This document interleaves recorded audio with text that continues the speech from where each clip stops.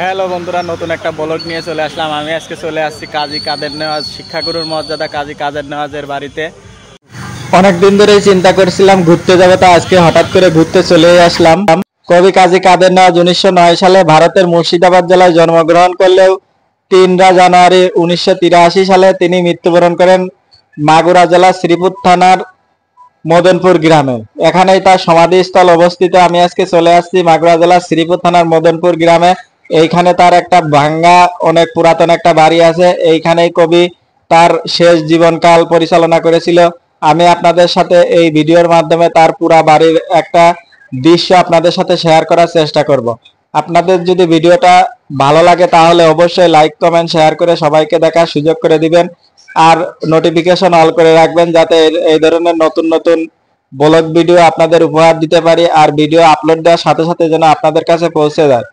তো বন্ধুরা, আমি শুরু করলাম আমার ভিডিওটা। আমি প্রথমে চলে গেলাম নিচতলায় দিয়ে দেখি এখানে সতর্কবার্তা লেখা আছে এখানে আপনারা অনেক ঝুঁকিপূর্ণ এলাকা, তো আপনারা একটু সাবধানে এখানে চলাফেরা করবেন, যে কোনো সময় যে কোনো ধরনের দুর্ঘটনা ঘটে যেতে পারে। তারপরেও আমি একটু ঝুঁকি নিয়েই আপনাদের ভিডিওটা দেখানোর জন্য একটু ঢুকে গেলাম বাড়ির মধ্যে। তো আস্তে আস্তে উপরের দিকে উঠছি। আমার সাথে আমার বন্ধু আছে যার কাছে ক্যামেরা দিয়েছিলাম। তো জায়গাটা অনেক ঝুঁকিপূর্ণ, দেখেন কত ভয়ঙ্কর, মনে হচ্ছে অন্ধকার। তো এইখানে পরিবেশটা তবে অনেক সুন্দর, চারপাশে সবুজ যে সমারোহ। এই দেখেন এইখানে এই বারান্দাটা ভাঙা, তো এইখানে যে কোনো সময় আপনি পাড়া দিলে এইখান থেকে ভেঙে নিচের দিকে পড়ে যেতে পারেন। তারপরে উঠলাম, পরিবেশটা সুন্দর, চারপাশে ঘুরে ঘুরে দেখতেছিলাম যে আসলে কেন কবি এইখানে বাড়ি করেছিল আর এইখানেই কেন থেকেছিল। তো এইখানে কবিতা লেখার জন্য, যে কোনো ধরনের লেখালেখি করার জন্য সুন্দর একটা জায়গা, যার কারণে জায়গাটা হয়তো কবির কাছে ভালো লেগেছিল, এই জন্য সে এইখানেই তার বাড়িটি নির্মাণ করেছিল। তো বাড়িটি বর্তমানে খুবই খারাপ অবস্থার মধ্যে আছে, যে কোনো সময় বাড়িটি ভেঙে যেতে পারে, যে কোনো সময় ধসে যেতে পারে। তো এইখানে যারা আসবেন তারা চেষ্টা করবেন একটু সাবধানতার সাথে অবলম্বন করে চলাফেরা করতে। আমি এই যে দোতলায় আসলাম, দোতলার পরিবেশটা দেখেন কত সুন্দর।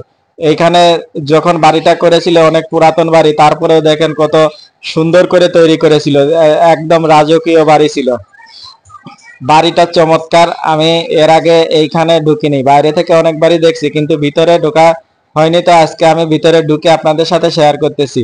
তো এখান থেকে বের হয়ে এখন চলে যাব 3 তলার দিকে, অর্থাৎ সিলেকোঠার দিকে। তো সিলেকোঠার দিকে যাইতেছি। তো এইখানেও একটু ভাঙা আছে, ভাঙাটা পার হলাম, পার হয়ে আস্তে আস্তে সিলেকোঠার দিকে যাইতেছি। দেখেন চিলেকোঠাটা হয়তো আরো সুন্দর হবে, ভিতরের থেকে চিলেকোঠাটা অনেক সুন্দর হবে পরিবেশ, আশা করি। তো আস্তে আস্তে উপরের দিকে যাইতেছি। পরিবেশটা কিন্তু একটু ভয়ানক, এখানে কিন্তু অনেক অনেক অন্ধকার ছিল, তারপরেও চেষ্টা করছি একটি লাইটিং বাড়ায় দিয়ে ভিডিওটা করার। তো ভিডিওটা আমি ব্লগ ভিডিও নিয়ে কাজ নতুন শুরু করছি। আপনাদের কাছে যদি ভিডিওটা ভালো লাগে তাহলে অবশ্যই শেয়ার করে দিয়ে সবাইকে দেখার সুযোগ করে দিবেন। নতুন একটা ভিডিও নিয়ে আবার আপনাদের সাথে দেখা হবে ইনশাল্লাহ।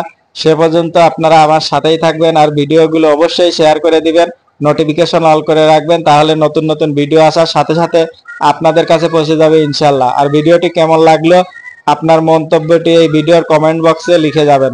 তো ধন্যবাদ সবাইকে, ভালো থাকবেন সবাই, আল্লাহ হাফেজ।